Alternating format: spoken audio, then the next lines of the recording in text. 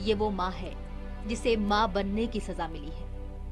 इसका जुर्म सिर्फ इतना है कि इसने 4 बेटियों को जन्म दिया था। जी हाँ, कलायत की रहने वाली भतेरी देवी अभी प्रसव पीड़ा से उभरी भी नहीं कि उसके पति ने महज 20 दिन की दूध मुही बच्ची समेत उसे दर दर की ठोकरें खाने के लिए छोड़ दिया।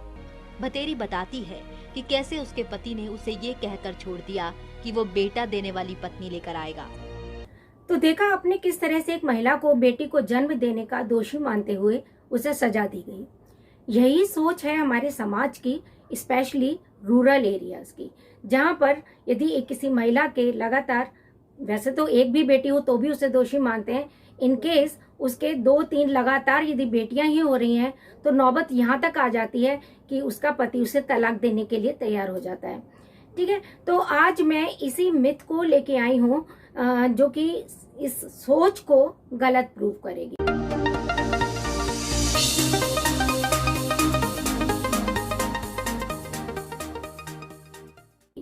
सो welcome back to my channel science behind mythology. अब बढ़ते हैं अपने टॉपिक की तरफ। तो इस सोच को मैं साइंस के थ्रू प्रूव करूंगी कि ये सोच बिल्कुल गलत है कि लड़की को जन्म देने के लिए अपराधी लेडी है। कैसे, ये देखें। आप जानते हैं कि हमारी बॉडी जो है मिलियंस ऑफ सेल से बनी है, ठीक, और सेल्स में जो है सेल का स्ट्रक्चर आप देखें तो दिस इज सेल, ओके। बीच में होता है इसमें न्यूक्लियस, राइट, ये है nucleus and this is cell. और अब मैं इस न्यूक्लियस का मैग्नीफाइड स्ट्रक्चर बनाऊं तो आप ये देखें, like this is a magnified structure of nucleus, जहां मैं और स्ट्रक्चर्स को शो ना करते हुए अपने टॉपिक के लिए देखते हैं कि से इसमें जो है होते हैं क्रोमेटिन फाइबर्स। ये पतले पतले थ्रेड लाइक जो स्ट्रक्चर्स हैं, these are called chromatin fibres.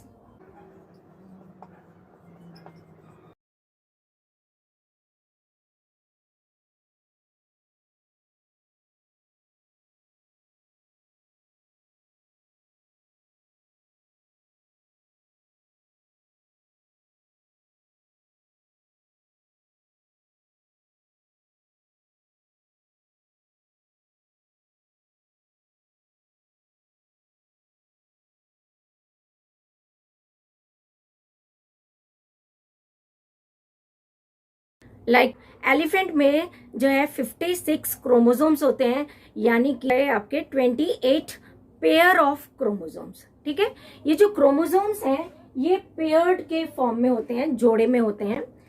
और यदि हम ह्यूमन बीइंग की बात करें तो ह्यूमन बीइंग में there are 23 pairs.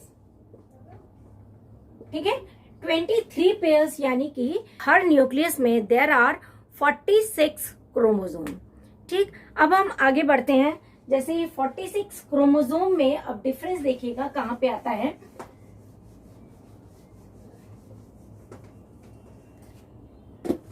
You know that human being में there is sexual reproduction, that is a zygote which later on becomes a baby।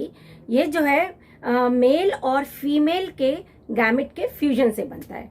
अब ये देखें, यहाँ पर हम लेते हैं जैसे मेल और here we take female. Male में 23 पेयर्स, तो ये 23 पेयर्स जो है 22 पेयर्स तो सेक्स में उसका इन्वॉल्वमेंट नहीं होता, सेक्स डिटर्मिनेशन में, और उनको बोलते हैं ऑटोसोम। जो 23rd पेयर है वो ही डिटरमाइन करता है या वो ही इन्वॉल्व होता है सेक्स के डिटर्मिनेशन में। तो मेल में 22 तो ऑटोसोम्स हो गए, 22 पेयर्स, और जो सेक्स क्रोमोसोम है वो होता है एक्स और वाई। ठीक है, एक्स जो है बड़ा, यानी कि हम इसको ड्रॉ करें तो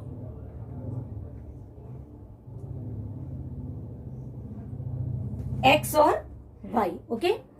फीमेल में देखें तो फीमेल में देर आर 22 पेयर्स ऑटोसोम्स, और जो सेक्स क्रोमोसोम होता है वो होता है एक्स और एक्स, जिसमें ये दोनों क्रोमोसोम्स जो हैं इस पेयर के, they are similar, lengthwise भी वो हर तरह से सिमिलर होते हैं।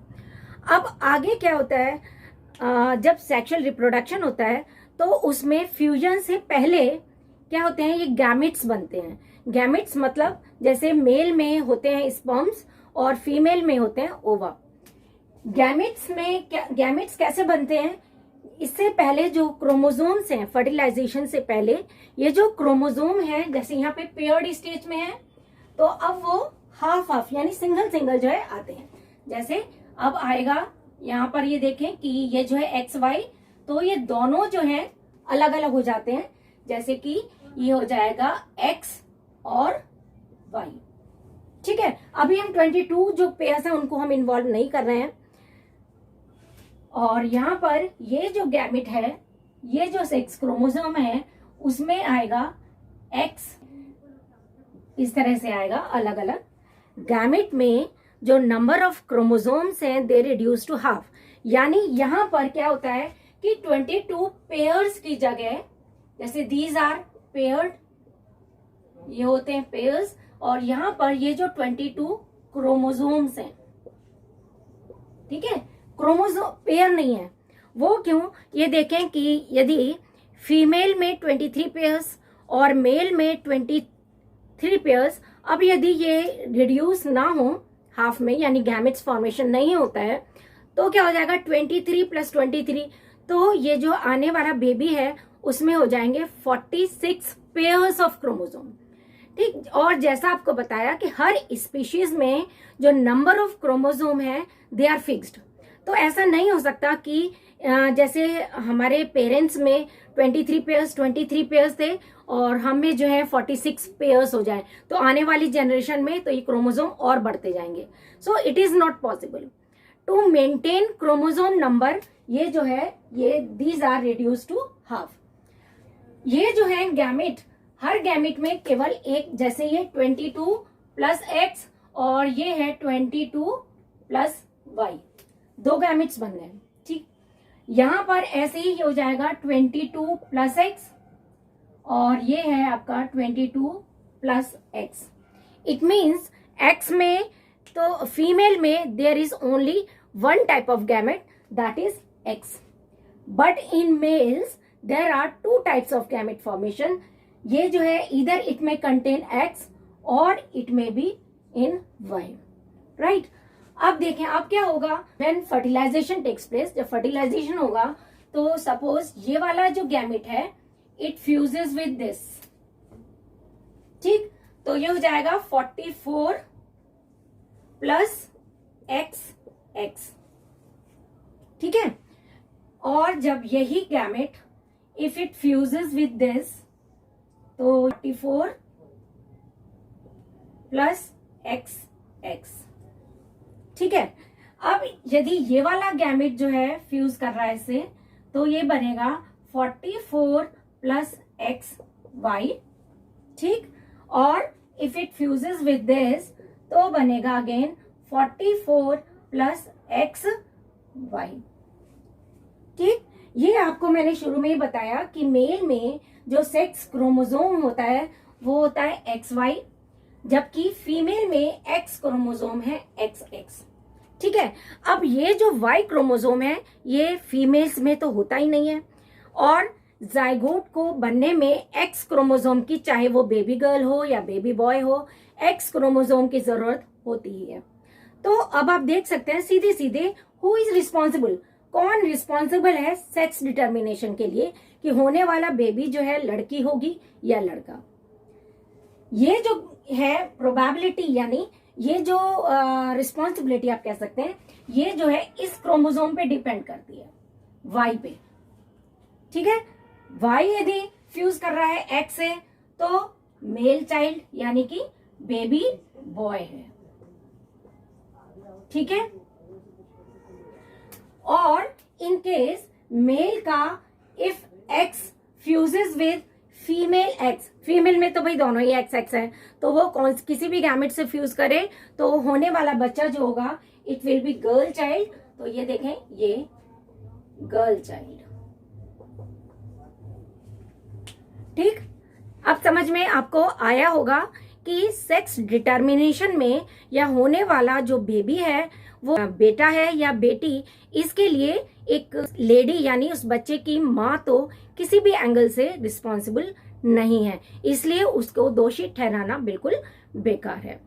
हालांकि इसमें जो है गलती वो मेल की भी नहीं है, क्योंकि ये जो है it is just a matter of possibility. जो है पॉसिबल किसका है, कौन सा गैमेट फ्यूज कर रहा है, तो ये जेंट्स पे भी डिपेंड नहीं करता। लेकिन यदि हम कंपेयर करें, यदि हम ये कहें कि लेडी रिस्पॉन्सिबल है, तो डेफिनेटली नॉट, क्योंकि एक बॉय को डिटरमाइन करने में वाई क्रोमोसोम तो उसमें होता ही नहीं है, राइट। आई होप ये चीज आपको क्लियर हो गई होगी, ये मिथ जो है वो दूर हो गई होगी। इन केस आपके पास कोई और मिथ है तो आप मुझे कमेंट बॉक्स में लिख सकते हैं, तो हम जो है अपनी नेक्स्ट वीडियो में उसी को लेके चलेंगे। So that was all for this video. Now take good care of yourself. Bye.